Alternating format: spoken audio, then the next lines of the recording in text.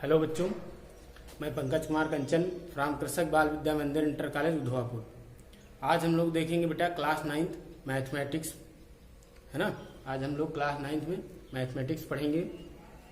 ये इस क्लास का मैथ का सेकेंड लेक्चर है। फर्स्ट चैप्टर आपका चल रहा है, जिसमें आज हम लोग पहली प्रश्नावली यानी एक्सरसाइज 1.1 पढ़ेंगे, है ना। फर्स्ट लेक्चर में मैंने जो आपका पहला चैप्टर दिया गया है संख्या पद्धति नंबर सिस्टम, तो फर्स्ट लेक्चर में मैंने संख्याओं के बारे में पढ़ाया था, है ना। आज हम इस सेकेंड लेक्चर में एक्सरसाइज 1.1 पढ़ेंगे, ठीक है। तो आइए देखते हैं एक्सरसाइज 1.1 को, जिसमें आपका पहला क्वेश्चन नंबर फर्स्ट लिखा गया है। इसको सॉल्व करते हैं। तो क्वेश्चन नंबर फर्स्ट लिखा है, क्या शून्य एक परिमेय संख्या है? क्या शून्य एक परिमेय संख्या है? क्या इसे आप P अपान Q के रूप में लिख सकते हैं, जहां P और Q पूर्णांक हैं और Q does not equal to 0 है ना। तो इसको सॉल्व करते हैं। सबसे पहले इसमें बताना है कि क्या शून्य एक परिमेय संख्या है। उसके बाद बताना है क्या इसे हम P अपान Q के रूप में लिख सकते हैं, है ना। और P और Q का क्या है, यहाँ पर पूर्णांक है और Q not equal to 0, Q does not equal to 0 है ना। तो मैंने फर्स्ट लेक्चर में सभी संख्याओं के बारे में पढ़ाया है, जिसमें परिमेय संख्याओं के बारे में भी बताया था। तो वहां पर एग्जाम्पल जब बताया था परिमेय संख्याओं का, तो उसमें मैंने शून्य को भी बताया था कि शून्य एक परिमेय संख्या है विस्तार से, तो उसमें बताया था, है ना। तो सबसे पहले यहाँ पर है, क्या शून्य एक परिमेय संख्या है? तो हाँ, शून्य एक परिमेय संख्या है। क्या लिखेंगे बेटा इसमें? हम लोग इसको हल करेंगे तो लिखेंगे हाँ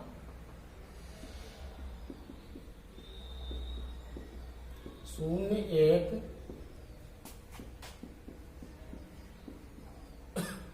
परिमेय संख्या है, ठीक। ये आपका हो गया। ये इतने का आंसर हुआ। क्या एक शून्य परिमेय संख्या है? तो हाँ, एक शून्य एक परिमेय संख्या है। अब क्या इसे P अपान Q के रूप में आप लिख सकते हैं? तो क्या लिखेंगे? चूंकि शून्य को हम 0/1 बराबर 0/2 बराबर 0/3, इस तरीके से आप मतलब इसको जो है P अपान Q के रूप में लिखा जा सकता है, क्योंकि शून्य के बटे में कोई भी संख्या आप लिख दीजिए, है ना। बात समझे? कोई भी पूर्ण संख्या लिखना, ठीक। तो 0/1 यानी शून्य को हम 0/1 0/2 इक्वल टू 0/3 के रूप में लिख सकते हैं, ठीक। यानी कि देख लीजिए आप, अब ये P अपान Q के रूप का हो गया, इधर भी P अपान Q के रूप का हो गया, इधर भी P अपान Q के रूप का हो गया, है ना। तो शून्य को हम P अपान Q के रूप में लिख सकते हैं। जहां आप देख ले 0, अगर इसकी बात करें तो 0 और यहाँ नीचे 1 है ना। तो 0 और 1 यहाँ क्या है? पूर्ण संख्याएं हैं। इधर 0 और 2 पूर्ण संख्याएं हैं, 0 और 3 क्या है? पूर्ण संख्या है। तो हम शून्य को P अपान Q के रूप में लिख सकते हैं। और आप लोग एक चीज देखिए, जो Q है, Q को मतलब ये नीचे जो डिनोमिनेटर है वो 0 के बराबर नहीं है, क्योंकि यहाँ इसके बटे में क्या है? 1 है, यहाँ इसके बटे में 2 है, यहाँ इसके बटे में 3 है ना। तो 0 के बराबर नहीं है। Q हमारा 0 के बराबर नहीं है। तो शून्य को हम 0/1 बराबर 0/2 बराबर 0/3 के रूप में लिख सकते हैं, जहां Q does not equal to 0 है, जहां Q not does not equal to 0 है। तो ये हो गया आपका पहले जो है क्वेश्चन का हल हो गया, ठीक। तो बताना क्या था बेटा कि क्या शून्य एक परिमेय संख्या है? तो हाँ, शून्य एक परिमेय संख्या है। क्या इसे हम P अपान Q के रूप में लिख सकते हैं? तो शून्य को हम 0/1 बराबर 0/2 बराबर 0/3 के रूप में लिख सकते हैं, है ना। 0/1 का मतलब ये P अपान Q के रूप का हो गया। और आप देखिए यहाँ पर क्या इनका Q 0 के बराबर है? नहीं है ना। तो यहाँ नीचे लिख देंगे जहां Q does not equal to 0 है। तो ये हमारा क्या हो गया? फर्स्ट क्वेश्चन, है। अब हम लोग देखेंगे बेटा सेकंड क्वेश्चन, ठीक है। तो अब हम लोग देखेंगे बेटा क्वेश्चन नंबर सेकंड, है ना। क्वेश्चन नंबर सेकंड में पूछ रहा है कि 3 और 4 के बीच में 6 परिमेय संख्याएं ज्ञात कीजिए। 3 और 4 के बीच में 6 परिमेय संख्याएं ज्ञात कीजिए, है ना। तो देखो बेटा, किन्हीं भी दो संख्याओं के बीच जो है परिमेय संख्याएं निकालने के जो है फार्मूले हम लेक्चर फर्स्ट में बता चुके हैं। जब हमको किन्हीं भी दो संख्याओं के मध्य एक परिमेय संख्या निकालनी होती है तो हम लोग सूत्र कौन सा लगाते हैं, 1/2 ब्रैकेट में x + y, है ना, ये वाला। और हमने फर्स्ट लेक्चर में ये भी बताया था, जब दो संख्याओं या दो परिमेय संख्याओं के बीच जब एक से अधिक परिमेय संख्याएं ज्ञात करनी होती हैं तो हम कौन सा फार्मूला लगाते थे, जो बड़ी होती थी उसको y मान लेते थे, छोटी वाली को x मान लेते थे, और सबसे पहले d का मान निकालते थे। d बराबर क्या होता था हमारा, y - x अपान n+1, जहाँ n क्या था, जितनी परिमेय संख्याएं निकालनी होती थी। उसके बाद फिर पहले परिमेय संख्या x + d हो जाती थी, फिर अगली x + 2d, फिर अगली x + 3d, इस तरीके से निकालते थे। तो यहाँ पर आप देखिए 3 और 4 के बीच 6 परिमेय संख्या यानी एक से ज्यादा निकालनी है ना, तो हम कौन सा फार्मूला लगाएंगे, दूसरा वाला। ठीक, आप फर्स्ट लेक्चर में देख सकते हैं फार्मूलों के बारे में। तो देखिए यहाँ पर ये क्वेश्चन एक और मेथड से भी लग सकता है, तो हम दोनों मेथड से लगा कर आपको बताएंगे। सबसे पहले हम देखेंगे इसको फार्मूले के द्वारा। तो अब इसमें इन दोनों में जो बड़ी संख्या है उसको हम मान लेंगे y और छोटी वाली को क्या मान लेंगे, x। तो देखिएगा इसको कैसे लगाएंगे, देखेंगे क्योंकि 4 = 3, इस तरीके से लिख देंगे, है ना।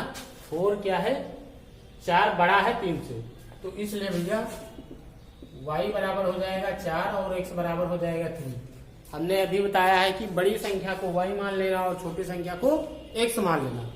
अब यहाँ n बराबर कितना दिया गया, 6। जितनी परिमेय संख्या इनके बीच में निकालनी है, तो कितनी निकालनी है, 6 परिमेय संख्या निकालनी है, तो n बराबर हो जाएगा 6। अब हम लोग निकालते हैं d का फार्मूला।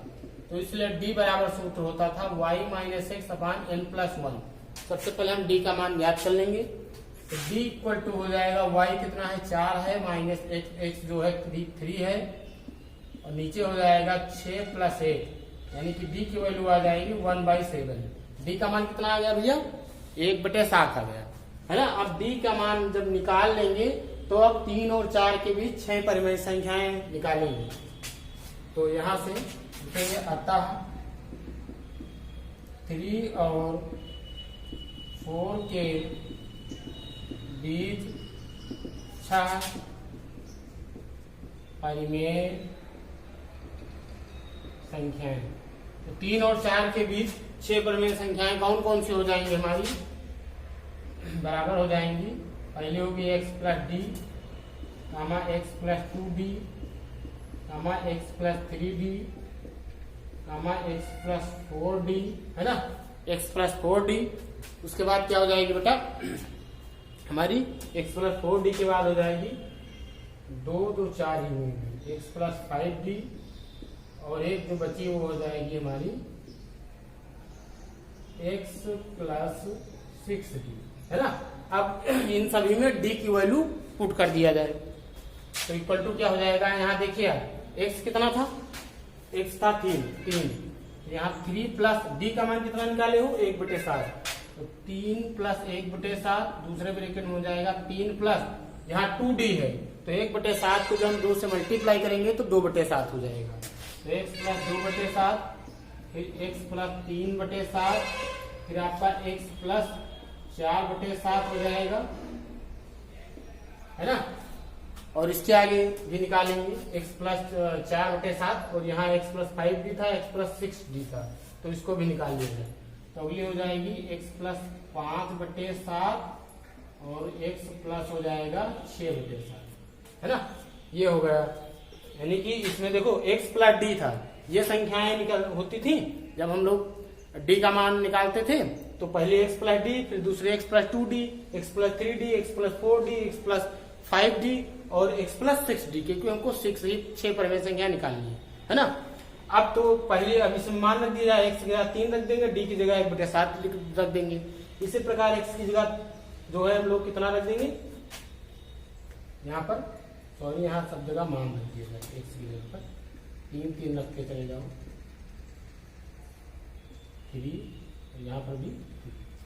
तो इसमें देखिए x की जगह पर 3 रख दिए, और 2d का मतलब 2d का मतलब हो गया 2 को d से गुणा कर दो, तो d का मान 1/7 था, तो ये कितना हो जाएगा 2/7। तो यहाँ देखिए 2d की जगह 2/7, x प्लस 3d, x की जगह 3 और यहाँ पर 3d के स्थान पर 3/7, x की जगह पर 3, 4d के स्थान पर 4/7, x की जगह पर 3, 5d के स्थान पर 5/7, x की जगह पर 3 और 6d के स्थान पर 6/7, है ना। इस तरीके से लिख देंगे, ठीक।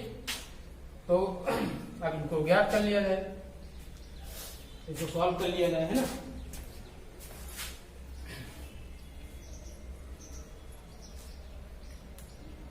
तो यहाँ पर आप जब इसको सॉल्व करेंगे, इसको जो है यहाँ के बाद बेटा यहाँ पर हम देख लेंगे, है ना।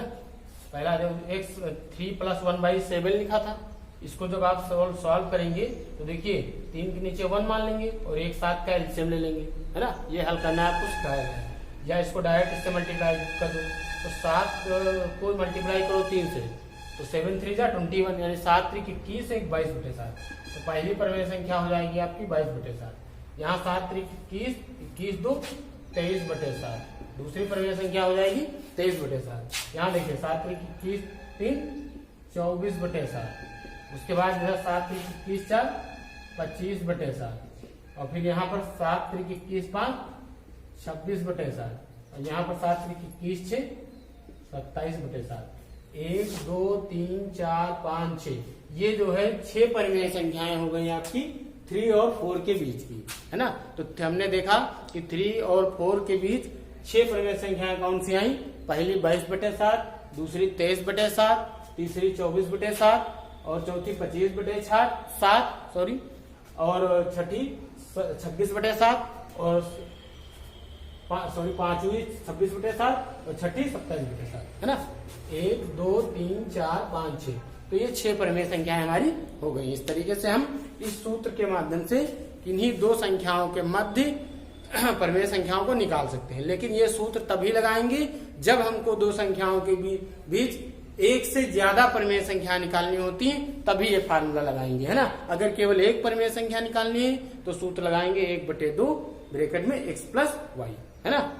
तो ये यहाँ पर एक से ज्यादा निकालनी थी, यानी 6 निकालनी थी, तो इस सूत्र से हम लोग निकाल सकते हैं।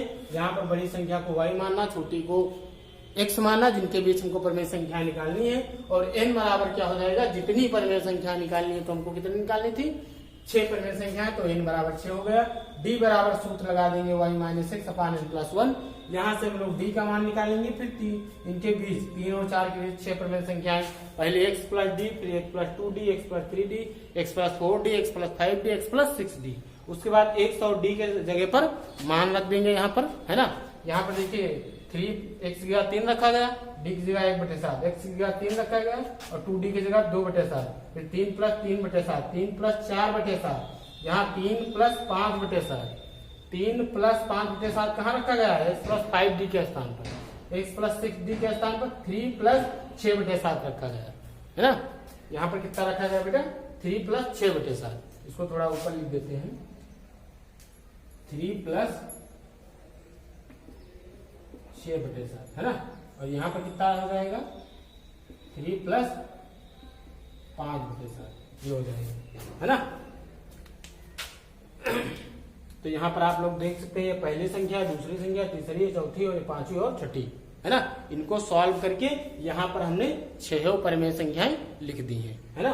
देखिए इसको सॉल्व करेंगे तो 7 3 21 1 22/7, इसको सॉल्व करेंगे तो 7 3 21 2 23/7, इसको सॉल्व करेंगे 7 3 21 3 24/7, इसको सॉल्व करेंगे तो 7 3 21 4 25/7, इसको सॉल्व करेंगे तो 7 3 21 5 26/7, तो 7 3 21 6 27/7। तो ये हमारी 6 परिमेय संख्याएं हो गई, है ना। ये हमारा क्या होगा, आंसर होगा। ये 3 और 4 के बीच की 6 परिमेय संख्याएं। अब देखो बेटा, इसको हम देखते हैं दूसरे मेथड से, है ना। ये तो फार्मूला वाला मेथड हो गया, अब दूसरा मेथड हम जरा बताते हैं, ठीक। आप लोग बहुत ही ध्यान से पढ़िएगा, एक एक क्वेश्चन बहुत अच्छे से समझाएंगे और एक एक क्वेश्चन बहुत अच्छे से समझ में आएगा, ठीक। तो अब हम जरा इसका दूसरा मेथड बताते हैं, इसे क्वेश्चन नंबर 2 का, ठीक बेटा। 3 और 4 के बीच 6 परिमेय संख्या निकालने के लिए अब ध्यान दो जरा। सबसे पहले 3 और 4 के बीच निकालनी है, तो देखो बेटा इस 3 को हम क्या करेंगे, कितनी परिमेय संख्या निकालनी है इनके मध्य, 3 और 4 के बाद 6 परिमेय संख्या है ना। तो 6 परिमेय संख्या निकालनी है, यानी कि हम लोग क्या करेंगे, जितनी निकालनी है उससे एक ज्यादा से ऊपर नीचे मल्टीप्लाई कर देंगे। पहले 3 को करेंगे फिर 4 को करेंगे, है ना। तो देखिए 3 को हम मल्टीप्लाई कर देंगे, 6 परिमेय संख्या निकालनी है, तो एक ज्यादा से हमने कहा ऊपर नीचे मल्टीप्लाई कर देंगे, है ना।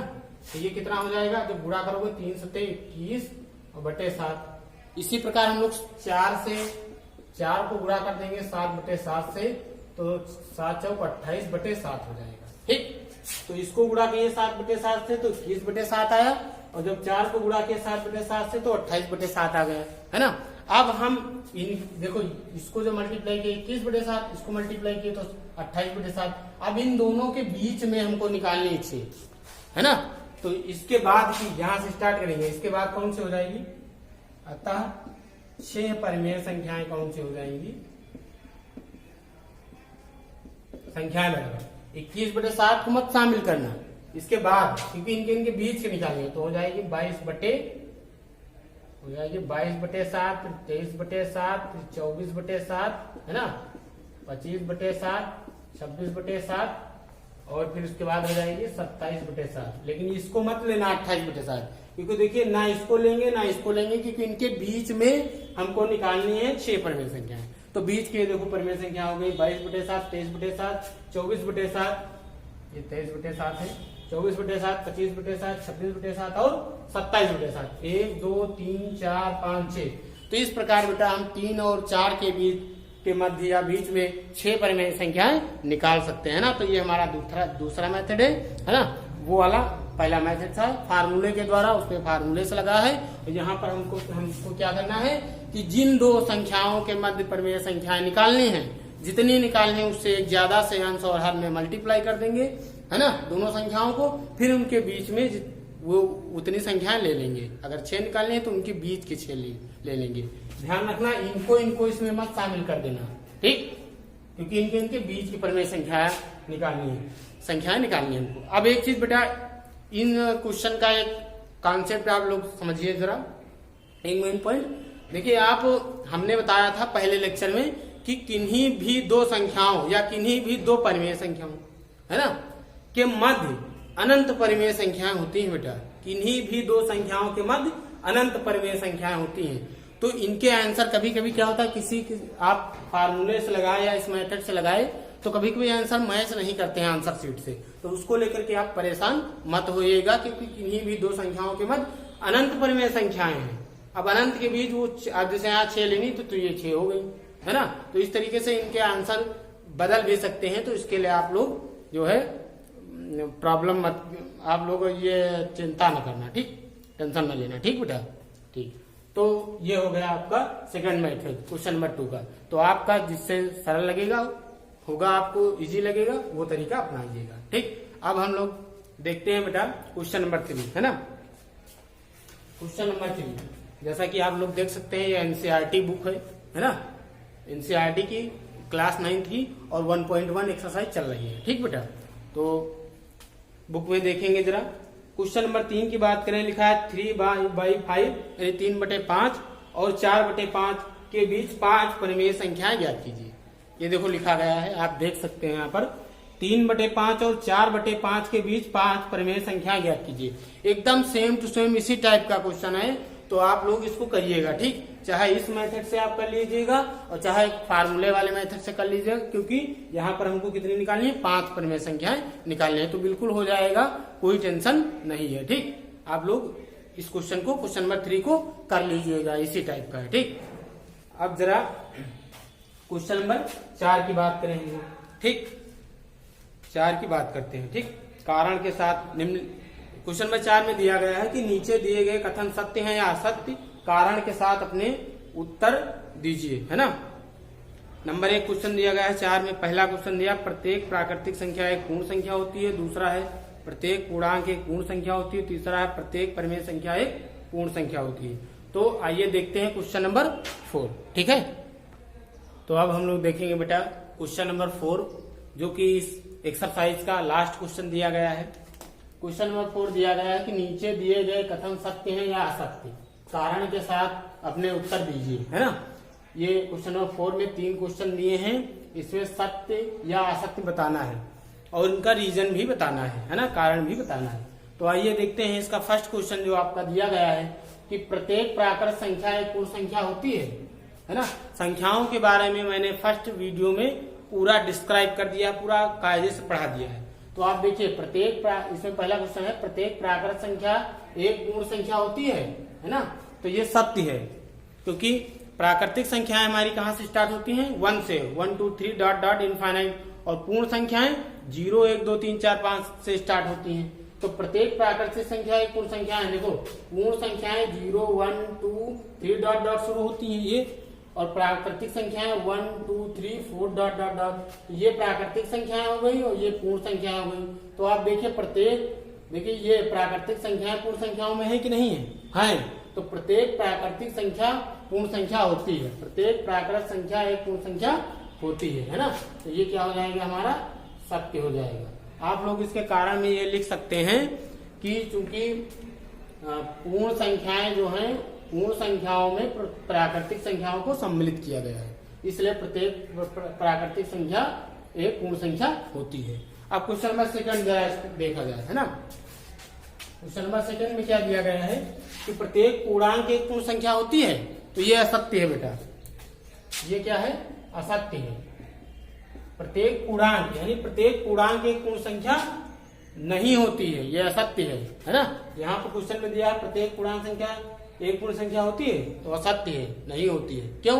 क्योंकि देखिए पूर्णांक में नेगेटिव वाले नंबर भी आ जाते हैं, क्योंकि पूर्णांक क्या होते थे, ऋणात्मक भी तो होते थे, लेकिन पूर्ण संख्याएं ऋणात्मक नहीं होती हैं। पूर्ण संख्याएं 0 1 2 3 4 5 से लेकर इनफाइनाइट तक, तो इसमें ऋणात्मक संख्याएं तो आई नहीं, लेकिन पूर्णांक ऋणात्मक भी होते हैं।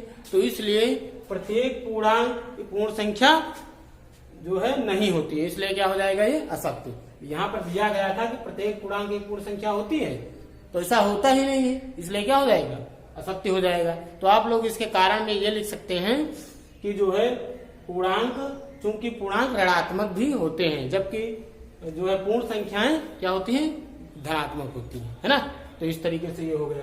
क्वेश्चन नंबर 3 दिया गया प्रत्येक परिमेय संख्या एक पूर्ण संख्या होती है। प्रत्येक परिमेय संख्या एक पूर्ण संख्या होती है, तो ये भी बेटा क्या है, असत्य है, क्योंकि जो हमारी परिमेय संख्या होती है वो अंक P/Q के फॉर्म की होती है, जबकि जो हमारा पूर्ण संख्याएं होती है वो P/Q के फॉर्म में। पूर्ण संख्या मतलब एक होल नंबर, एक पूर्ण संख्या होती है ना। जैसे आप देखिए परिमेय संख्या जैसे हमारी 4/5 हो गई, है ना, तो ये होल नंबर नहीं है इस समय। और ये जो पूर्ण संख्याएं हो गई 0 1 2 3, ये पूर्ण संख्याएं हो गई, तो ये एक होल नंबर है ना। तो यानी कि प्रत्येक परिमेय संख्या देखिए ये होल नंबर नहीं है, तो इसलिए पूर्ण संख्या नहीं होती है। प्रत्येक परिमेय संख्या एक पूर्ण संख्या नहीं होती है, इसलिए क्या हो जाएगा, परिमेय संख्या एक पूर्ण संख्या नहीं होती है। ठीक, दोबारा देख लीजिए, प्रत्येक परिमेय संख्या एक पूर्ण संख्या होती है, क्वेश्चन में कह रहा था। तो अगर होती तो अगर होता ऐसा तो सत्य कहा लिखते हैं हम लोग, लेकिन ऐसा होता ही नहीं, तो इसलिए क्या लिख देंगे, असत्य लिख देंगे, है ना। बात समझ में आई? तो प्रत्येक परिमेय संख्या एक पूर्ण संख्या नहीं होती है, इसलिए क्या हो जाएगा, असत्य। आप लोग इसके कारण में लिख देंगे, क्योंकि परिमेय संख्याएं जो होती हैं वो इस तरीके से P/Q के फॉर्म की होती हैं, है ना। और जबकि जो होल नंबर होती है वो 0 1 2 3 डॉट डॉट इस तरीके से होती है। तो होल नंबर्स में ये संख्याएं नहीं आएंगी, है ना, नहीं सम्मिलित किया जाएगा इनको, यानी कि ये होल नंबर एक पूर्ण अंक होती हैं, जबकि ये क्या होती है, पूर्ण अंक नहीं होती है ना। ये P/Q के फॉर्म की होती है। तो इस तरीके से आप लिख सकते हैं कि प्रत्येक परिमेय संख्या एक पूर्ण संख्या नहीं होती है, लेकिन क्वेश्चन में क्या दिया गया था कि प्रत्येक परिमेय संख्या एक पूर्ण संख्या होती है, तो ऐसा होता ही नहीं, इसलिए क्या लिख देंगे, असत्य। ठीक, तो ये इस वीडियो में बेटा यहीं तक। इसमें मैंने एक्सरसाइज 1.1 सॉल्व कराई है ना। इसका एक क्वेश्चन आपके लिए आपको होमवर्क में दे दिए हैं, आप करिएगा, ठीक है। और अब मिलते हैं अगले वीडियो में, यानी लेक्चर 3 में। अब इसके बाद हम लोग 1.2 एक्सरसाइज 1.2 जो है इसके अगले लेक्चर यानी लेक्चर नंबर 3 में जो है, लेक्चर नंबर 3 में आपको एक्सरसाइज 1.2 के बारे में पढ़ाएंगे, यानी एक्सरसाइज 1.2 सॉल्व कराएंगे। ठीक है, धन्यवाद।